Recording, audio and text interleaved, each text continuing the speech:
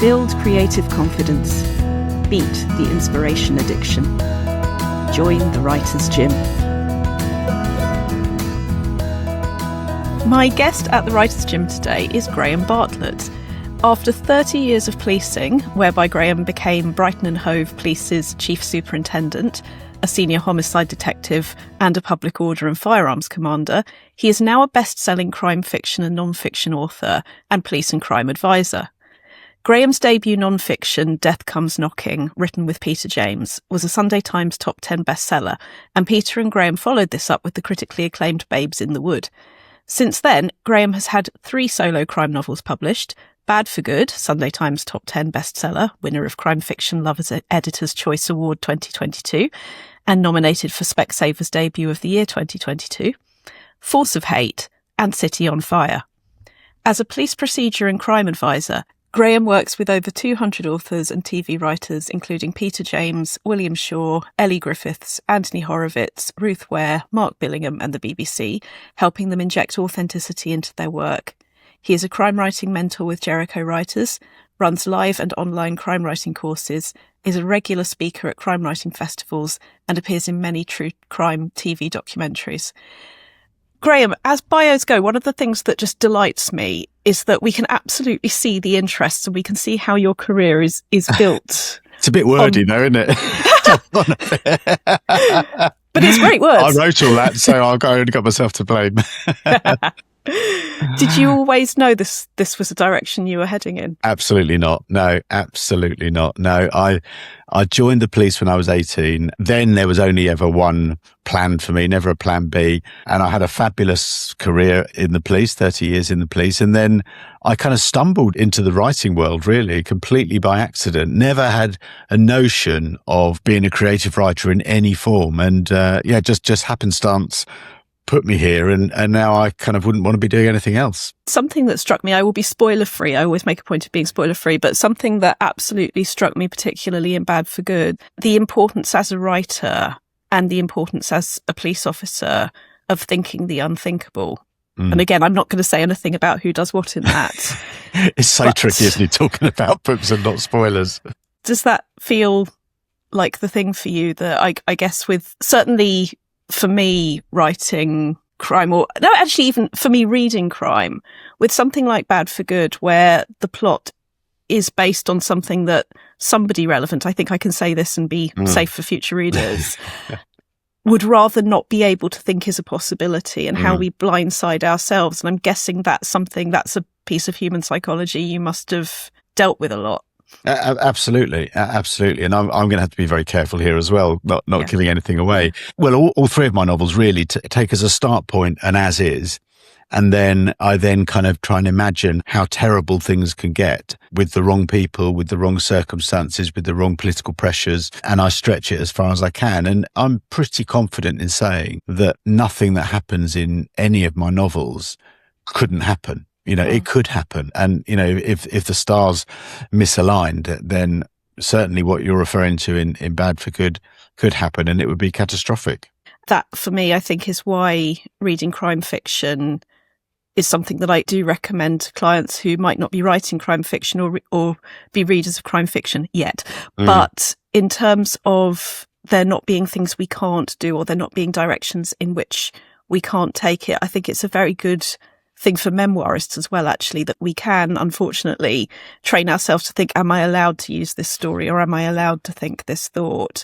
Which is how the excuses for not writing start to feel like reasons that so-and-so might disagree with this version of events. But actually, for you professionally, that's a given. Of course, people are going to present different versions of events. No, absolutely. And I actually found that particularly acutely when in my non-fictions. So in Babes in the Wood, which was a 30-year story of a double child murder, which there are no spoilers here because it's really in the public domain, where the killer was acquitted and then retried and convicted 30 years later. that so many people were involved in that investigation over the 30 years. Now, I've got kind of 90, 100,000 words to tell that story. And I've had people come to me and go, yeah, but you didn't talk about this bit and I did that bit. And it's like, well, I know, and it's all true. And, but, I've had to take a particular angle. So in fiction, and I think this is the same with any genre at all, everybody's truth is their own. So even the baddies in Bad for Good and Force of Hate and City on Fire, they're kind of, they're seeing the world and their actions and the opposite actions of the protagonist in a way that's authentic to them. And, obviously that's what then creates a story, because you get this kind of this collision of these two narratives and values. And that's where the story comes from.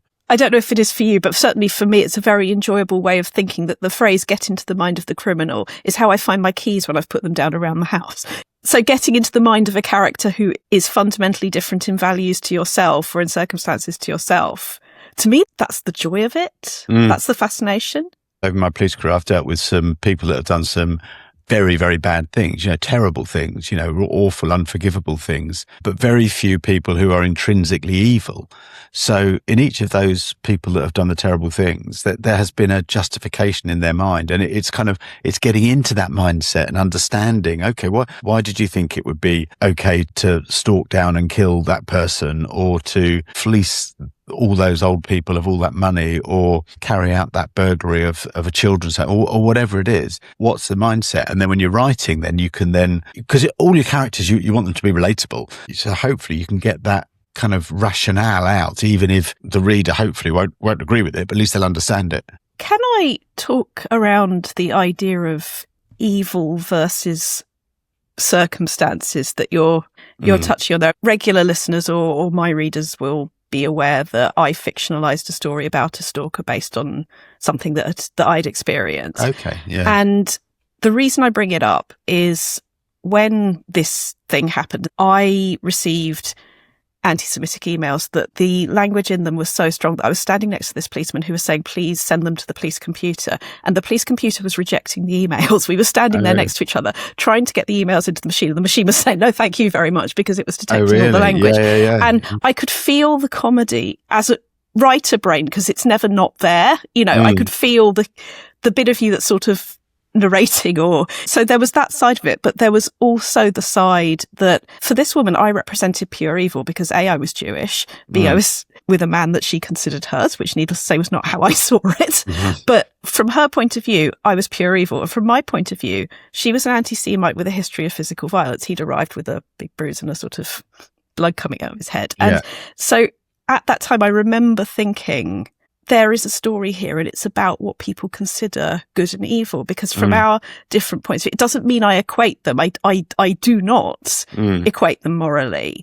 But that for me is almost the essence of the understanding worth having, is that it's not as simple as finding somebody to blame. It's an opportunity to learn things about yourself. It's an opportunity to learn things about humanity. And I guess for me, that's the fascination, the psychology that you must sort of come across. I guess my question is, do you think about there being a line between evil and circumstances, or is that not how you experience it?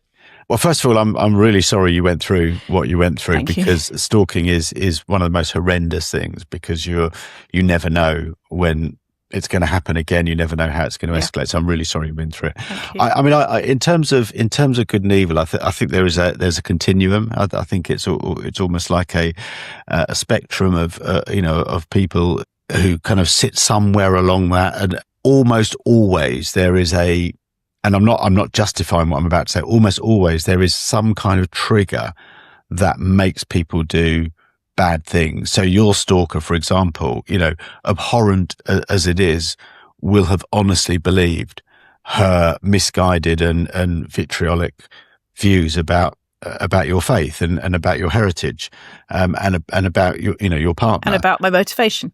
And about your motivation, yeah. So she will have, in her mind, she will have had an idea. Now, in other parts of her life, I don't know what she did, and we don't need to sort of dignify her by talking about her, but in other parts of her life, she might have been an absolute angel. But she might have been a carer of people. She might give lots of charity. She might work tremendously hard in a very worthwhile job or something like that. But that part of her life, she believes that she's right to do it, even though it's obviously, it's obviously horrific, and I hope she got punished for it. So I think there is this continuum. I mean, how often do we hear when somebody's, charged with an offence or convicted in an offence, oh, but they were always, they were so lovely and they could never do that. I mean, I've heard it so many times. You go to see parents of young people that have committed crime. Well, he would never do that. He would never, well, I'm sorry, but he has, but people see different sides of them because people are 360 degrees. They're three-dimensional. There are different sides to everybody. I had this conversation with a former acting student it was actually talking about a book recommendation. It was nothing to do with crime. What he said to me, which stuck with me forever, was, but if you're absolutely sure this person will love this book, and then keep pushing it. And the reason it stuck with me for this is he did not differentiate in his mind between being absolutely sure and being right. And that felt very interesting. And that's something that I think about with characters. Yeah, no, absolutely. Absolutely. And they're, I'm not going to name names, but we see, in politics today, we see people that are absolutely sure of things and in my mind couldn't be more wrong. But I think with characters, that resolve, that drive, that certainty that they are sure.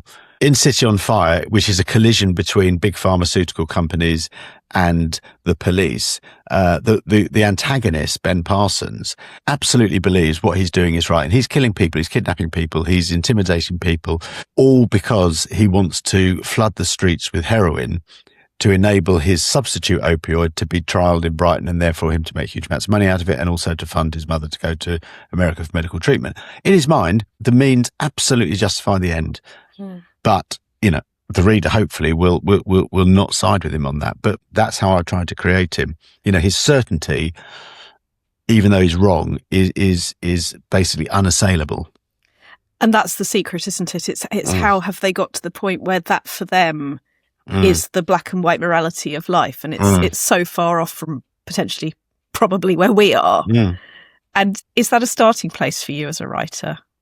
Yeah, no, absolutely. I mean, I was told very early on when I was writing Bad for Good, actually, and when I was with my previous agent, a character in there, and again, I've got to be a little bit careful because it's a bit of a reveal at the end. Yeah. A character in there was too evil. No redeeming features at all. My agent said, it just doesn't work, and it taught me a lesson really that actually, you have to start from a position of self-justification for the antagonists, and then let them go wild from there.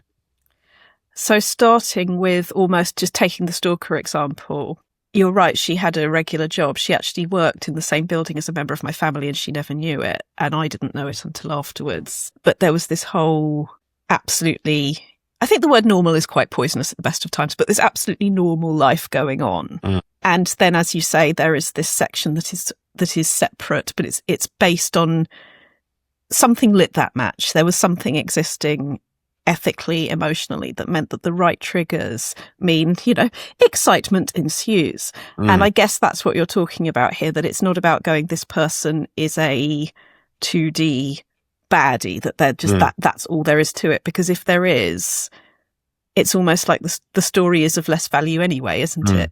No, absolutely. If you're writing a full-length novel, you need to sustain that conflict between antagonist and protagonist, whether the antagonist is a person or not, but in this circumstance they are. So antagonist and protagonist, you can't sustain that if there's nothing visceral on the antagonist's side other than evil. There has to be a motivation, and that motivation has to be equal or greater than the protagonist, because actually you want them to be, looking like they're gonna win the battle. So there needs to be this. Everyone's what does it, they say? Everyone's a star in their own movie or something like that, isn't it? Yeah. Whatever the phrase is, and that's very much how I write my antagonists. And if I think in all of my books, I never excuse the behaviour by saying, it's because this happened, that they were inevitably going to go down this route. But I always just touch on, refer to something in the antagonist's past in a contextually appropriate way that hopefully makes the reader go, oh, I see. I'll give you an example, in real life for me. And I refer to it in Death Comes Knocking. So when I was a child, I was very good friends with I can't remember the pseudonym I gave him in Death Comes Knocking, but let's call him Stephen. His name's not Stephen. With a lad called Stephen. Our parents were very, very close. We were around each other's houses all the time. Went to school together, went to church together, everything. We were best buddies. And as happens, as you get into your teenage years, we kind of drifted off into different directions, but still were in touch until we weren't when we were about sort of 18, 19. But obviously I knew of him. I think my mum might have still had occasional contact with his mum, but it was just, it was a good friendship. I was working at I think it's Haywards Heath Police Station, and somebody phoned up for I was a DS. Somebody phoned up for one of my detective constables and said, "Oh, this chap's in the front office. He's just been released from prison. Wants to recover the property that was taken from him when he was arrested." So it's kind of pretty normal thing. That's what happened. You take a load of stuff and they go to prison, and half that stuff's not evidential, and you give it back to them when they come out of prison. Nothing extraordinary in that.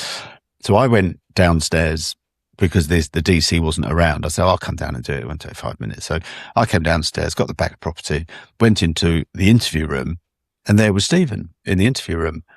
And I went, "Come on, mate." And I was just like, "Is it? Yeah, no, it is. Oh, mate, don't go away. I'll be right back with you.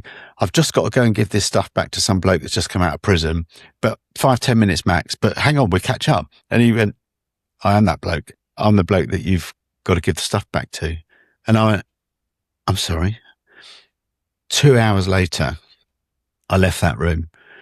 We unpicked each other's lives. And basically what had happened is that I'm kind of at the age where late teens, early 20s was when sort of, Apple started, computers started, and, it wasn't even the days of the internet, but, the IT boom was really starting, and he got into that and got really, really wealthy in that, but had nothing, had nothing to spend it on really. So was partying, got into drink, got into drugs, and, fast forward, became a drug addicted burglar, became a heroin addict, and was literally, he had got married, had children in the meantime.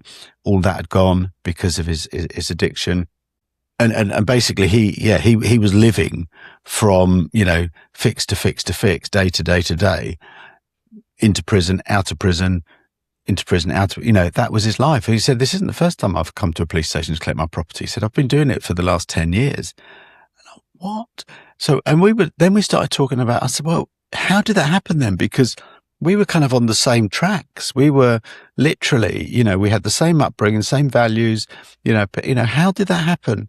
What made me, the detective sergeant, sitting this side of the table, and you, the recently released prisoner, sitting that side of the table? And we, neither, other than the fact that he got money and part, I could have got money, but it might have been me coming into that kind of really taught me something about why people do things, why people commit crime, why people will put everything at risk for the sake of something. He's not a bad person. He did very bad things and unforgivable for the people whose houses he broke into, but that could have been me. So it's not, in most cases, in almost all cases, it's not genetic. It's kind of circumstances and choice. And, our paths might have crossed and it would have been totally different for me. So, that kind of taught me a lot about the psychology of criminals, really, is that, most criminals that I met actually are a victim of their own circumstance and their own choice. Because there's a lot of people, of course, that, would have got into a lot of money in those years and didn't end up in prison, didn't end up burgling houses. So there's choice in there as well, but it's also circumstance. And there's something in the very act of storytelling as well, that as I'm hearing you say that, I'm thinking among two things.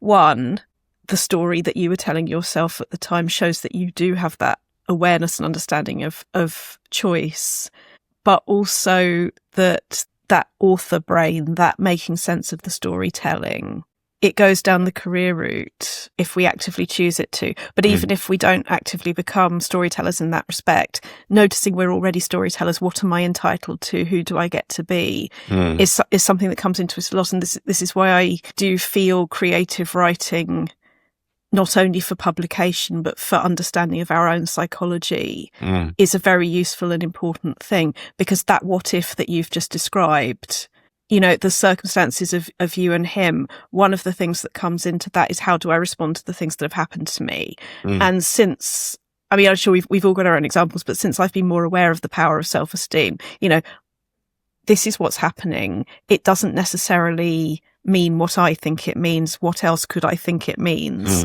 And if I think A instead of B, how do I behave? Are often behind how we make a lot of our most important decisions, who we think we're entitled to be, or time is another one. People who fundamentally say, I don't have time to themselves, don't always put the things that are most important to them first in the time they do have, or act in ways, the behaviours are not what helps us in the long run. So, I mean, just the sheer richness of psychology and behaviour that you see in the police force, and how that intersects with your own personal stories. Just there's just so much.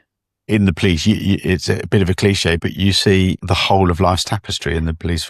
Not just, the people you're dealing with, within the police as well. There are some terrible, terrible things that have gone on within policing. We all know them. We all know about Wayne Couzens and the like. There's some terrible things, but there are also some amazing things. And, incredibly courageous people, incredibly selfless people with, so much creativity and innovation to make the world a better place. And all of that is in this kind of melting pot called policing. And it's the same on the outside as well. I've worked with some people that I would literally, give a knighthood in the moment, who work in communities for nothing, making their communities better. And there are people that I've worked with that I would put in prison in the moment for nothing because of what they do. But there is this kind of crossover as well, this Venn diagram of people that can be both. And I think that's where fiction writing really has its, that's the seam that we should be sort of tapping into, is the nuance, the conflict, just the richness of the human condition. Do you find that your power of observation or your training to your observation remains heightened, given that your job was to sort of look at what's going on around you and see it coming before it does? That, for me, is a pretty good description of being a fiction writer as well. Yeah. Well, if you were to ask my wife, she'd say I never had a power of observation at all. But having said that, I think there is something, and I kind of have an ability, and this isn't just me. This is, most people that have done the job that I did. I have an ability to kind of almost have it's a radar really about when things just aren't quite right. So, and it's about kind of recognition of threat really. That's where it comes in. If I'm talking to you, out on the street, and we're having a chat, and there'll be, and you're about to kind of punch me or run away or something like that, there'll be a tell somewhere. And I might not be able to identify what it is in the moment. I'll know that something's about to change. If I see a crime being committed, and I've seen crimes being committed since I've left the police, I catalogue the information in a far more logical sense than the average member of the public would be, probably because I know what the police will want to know if they, if they want to talk to me and take a statement from me. That then sharpens that power of observation. But finding my keys and my phone are just impossible. I can't do that. Oh, I'm glad to hear that that doesn't get cured with police and no. And bestselling. It goes back to your example of getting to mind the antagonist when you can't find your keys.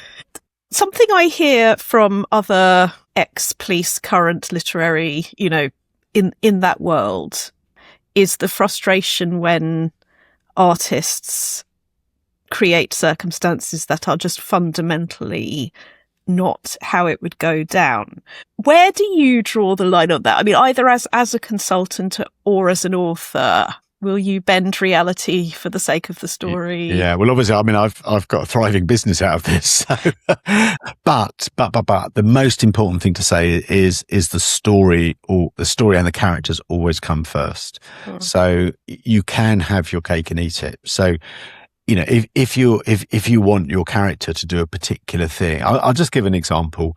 So one of the things I see regularly, almost on a daily basis, is police officers of too high a rank carrying out operational tasks that they wouldn't usually carry out. So a detective chief inspector going and interviewing somebody, or arresting somebody, or carrying out a search. It just doesn't happen at all in real life. However, in a fictional world, there are reasons, or there are ways in which you can make that happen. And I feel this is particularly the case if somebody comes to me, or this is, I've just heard about you. This is the third book of my series, and I've, my protagonist is DCI so-and-so in the first two books. You just say, oh dear, wouldn't normally do that. So my job, and I think the job of anyone who is across policing and creativity, is being able to enable the characters and the circumstances to develop as the writer wants them to, but to create an authentic basis for that. So there are lots of ways. For example, I will enable somebody of too high a rank to do a particular thing. So I worked on a program called We Hunt Together, which was on the BBC. It was a bit of a tongue-in-cheek procedural, but it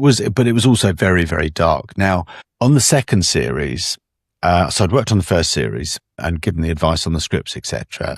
So watched that. So I saw how the actors were, I saw who the actors were and how they were playing the parts. In the second series, they wanted a superintendent to turn up at a search of a farmhouse and barns and everything. And there's no way a superintendent would be there. That's not their job. Their job is to run things back from the incident room. No way they would do it. But having seen the actor, I can't remember what her name is, that's a brilliant actor, but having seen the way she was in the first series, I thought, no, I can absolutely see why you want her there. But she wouldn't normally be there. So I said to them, okay, well, when she turns up, because she turned up in the script shortly after the two main characters that were, I think, a DC and a DS. When she turns up, can the DS and the DC just kind of say, what's she doing here? She got her own job to do, something like that. And then that immediately tells particularly the knowledgeable viewer, that wouldn't normally happen, but it's going to happen because that's kind of what she's decided. The way they did it was even better than that. And it was all to do with camera shots. So they had her turning up in the car, get out of the car, stand up, look around.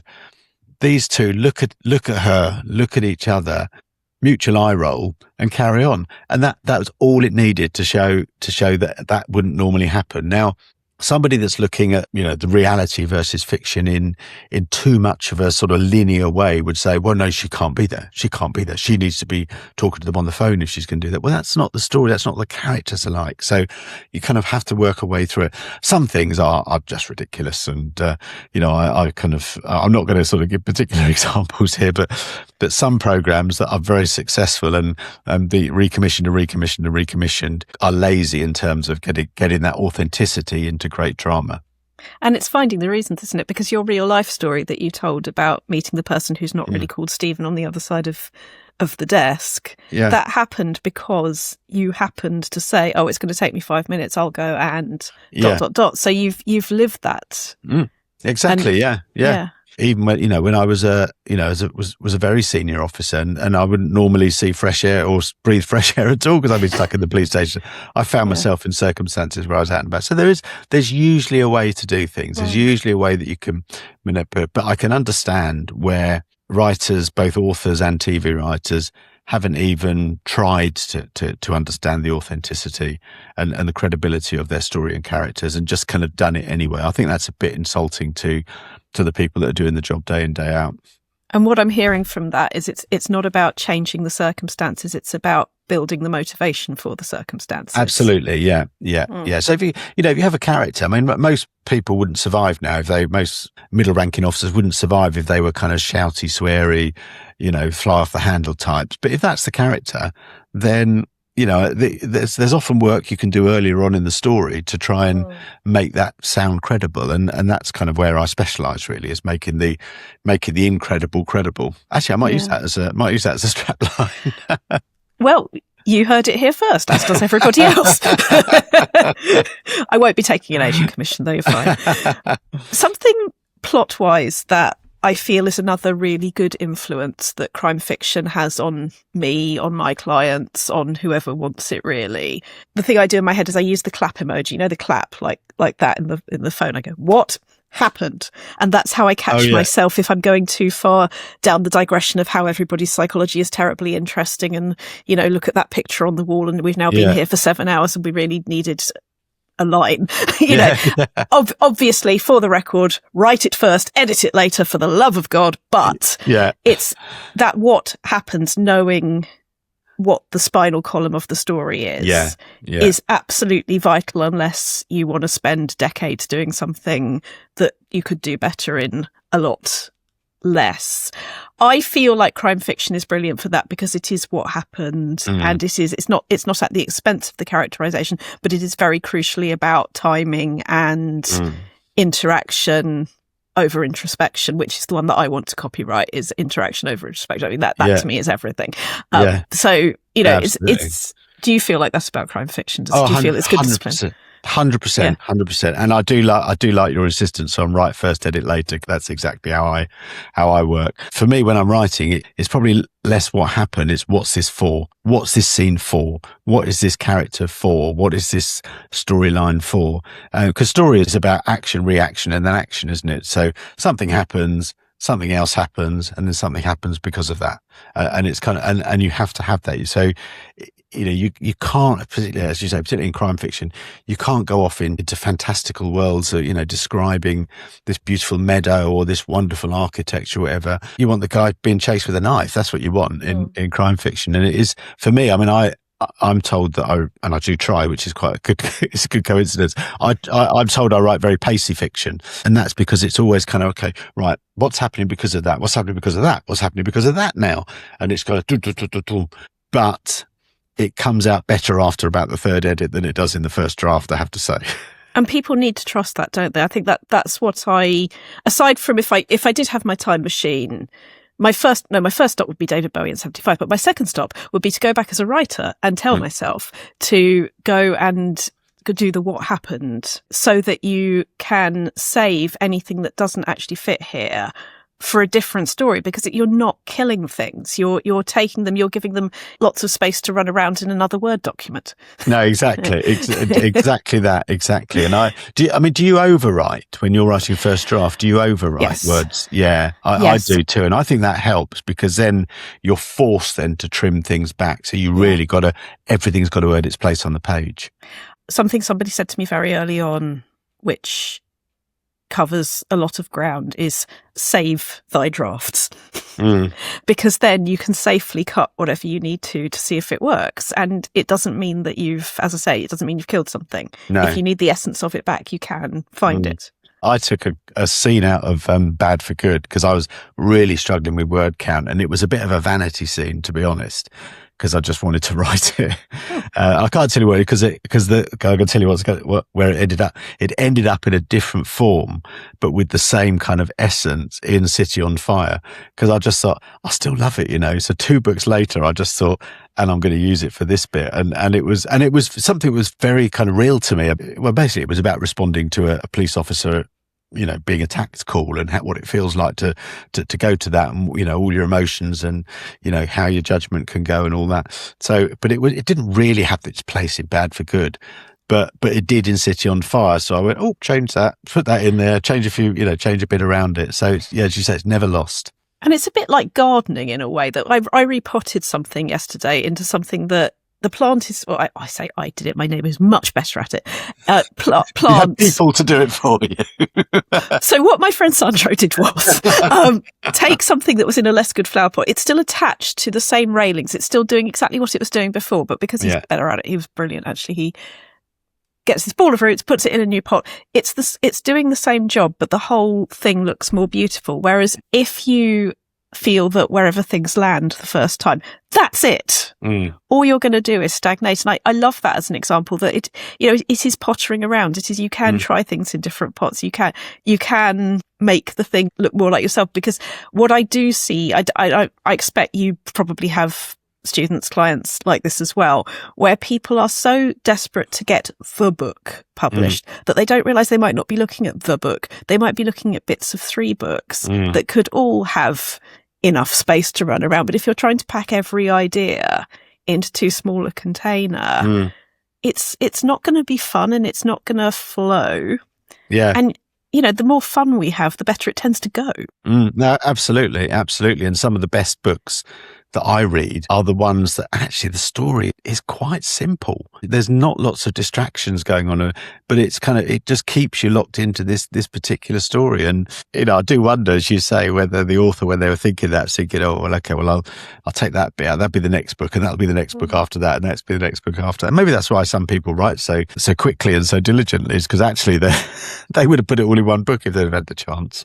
Do you find that completing an outline or a story or a book is faster than it was for the confidence of knowing you've done it before? Hasn't it worked like that? I don't plan in fine detail, but I do structure. I use the 5-act structure, and I kind of have my plot points set out, and I need to know to get from one to the other. I didn't do that on Bad for Good when I first wrote it, and it was all over the place. And I went back and redid it. But so I've got a better system now, and I've also got a system that I can trust in. I know it works because I've done it before. So even when I'm thinking, oh God, I'm really not sure about, whether this is going to work or not. I just go, well, okay, as I said a second ago, my way is to write it and then edit later. So I'll just write it and edit later, put a note in the margin saying, might need to revisit this, or this might not work, or whatever. But when I first wrote Bad for Good, the first draft, and there was I don't know how many drafts there was, loads of them. But the first draft, it was, I was going forward, 5,000 words, going back 3,000, going forward another 2,000, going back another 2,000. And I was never getting anywhere with it.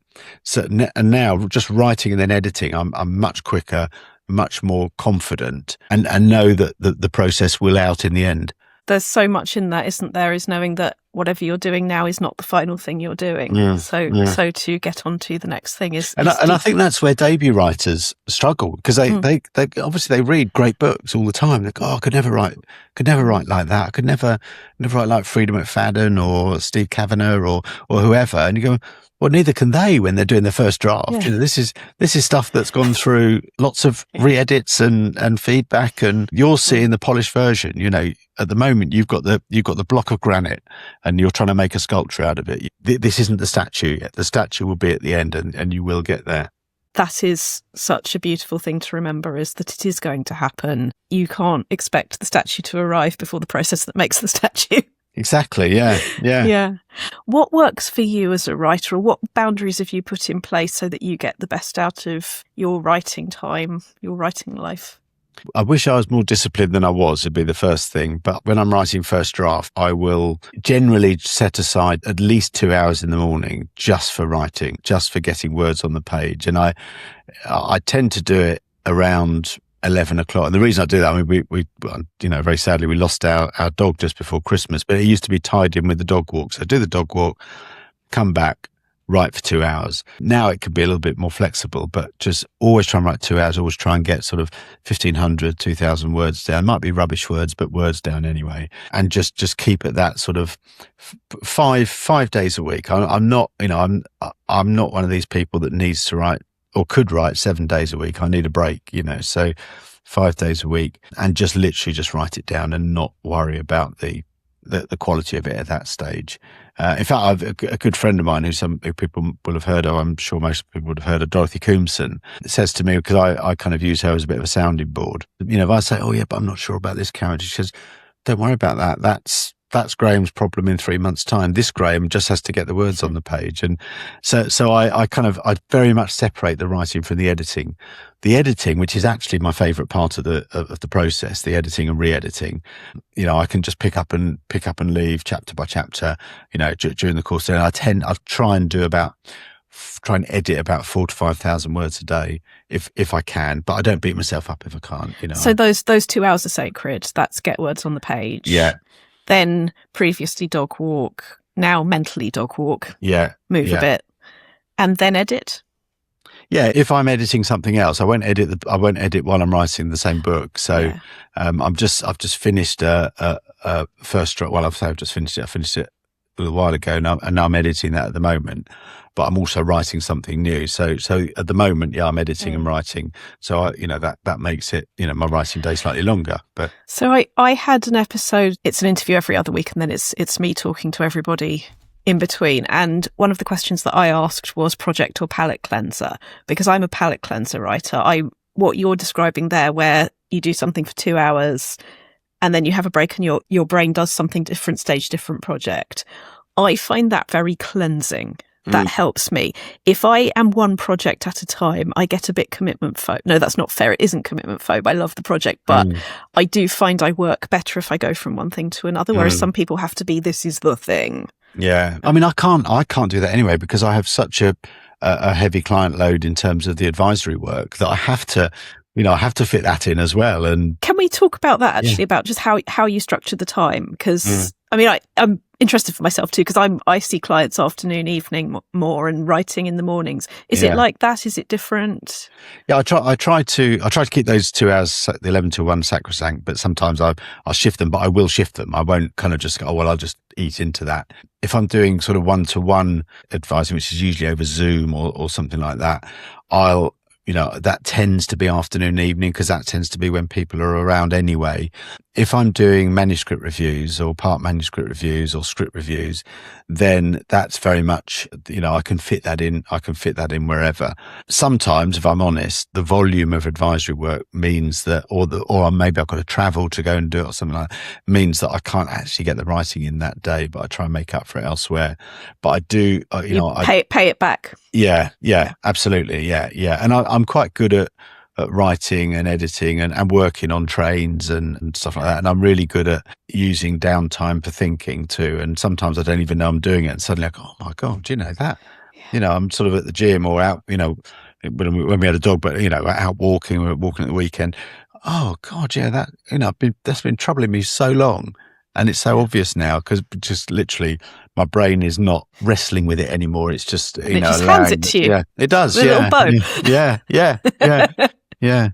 I mean, we talk about Bad for Good. This isn't a massive spoiler, but do you remember the reveal about Bob Heaton, the DI? I do. I wanted to give him, he started off as a bit of a bit character. He was just going to, almost like a cameo really, of this sort of scruffy detective that, was sort of coasting to retirement. I thought, there's more in it. And then I thought, but I've got to give him something different. And it just occurred to me, I won't say exactly what it is, but it just occurred to me on a walk. I was thinking, of course he's going to be struggling if he, if that's what's going on in his life. And it just took on a life of its own then. And then a big storyline came from it. But that wasn't me, bashing my head against the desk thinking about what am I going to do with Bob. It was walking out in the fields with the dog.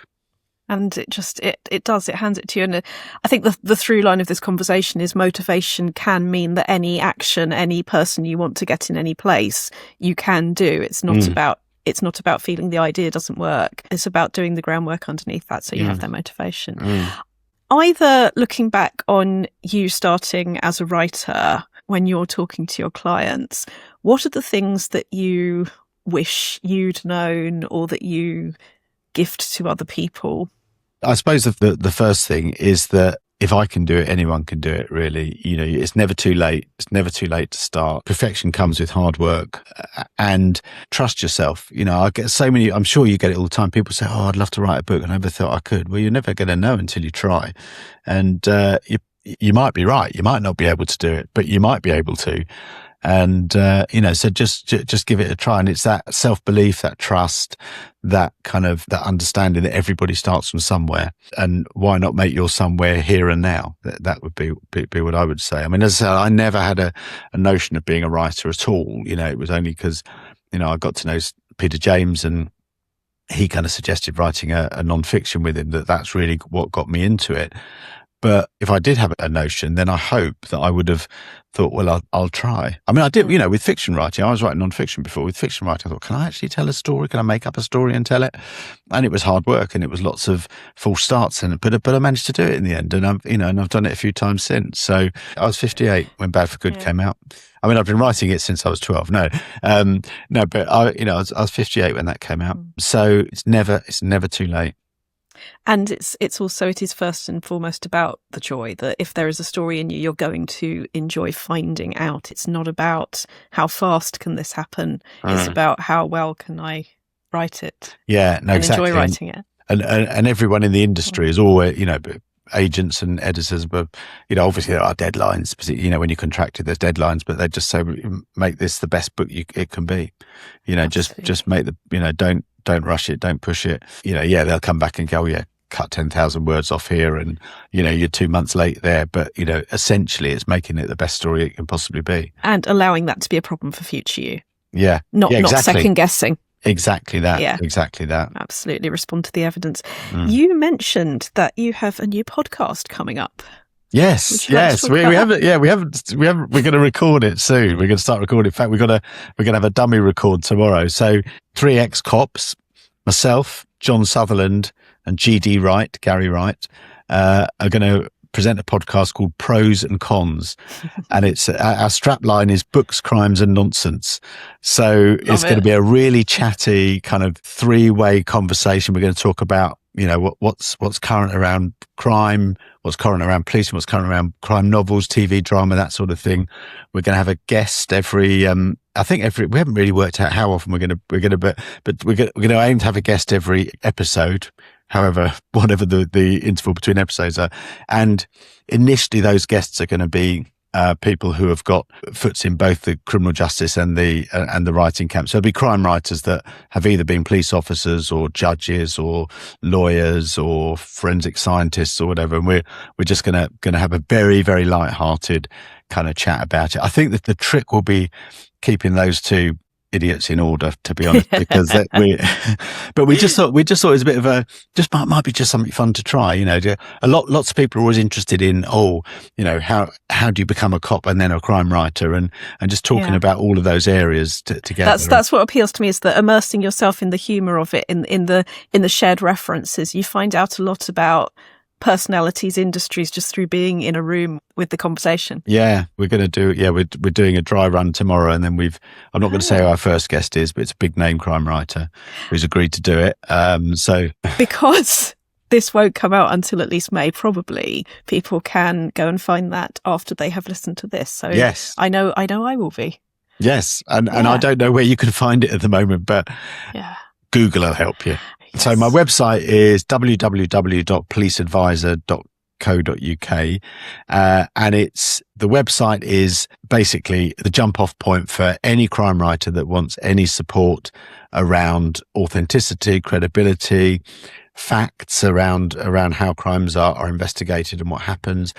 On that website, I think we've got probably about 25 other experts that work with me across a range of disciplines: forensics, psychology, prisons, scenes of crime, counter-terrorism. So you can tap into any one of those experts, and we'll give you the help you need to make your story authentic but still dramatic.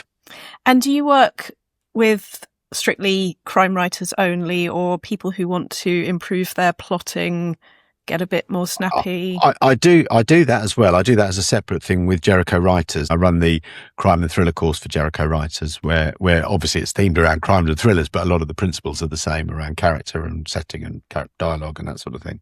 Brilliant. Well, crime writers, you know where to go and find Graham. Absolutely. Graham Bartlett, thank you so much for joining the Writers' Gym. Thank you, Rachel. It's been an absolute pleasure.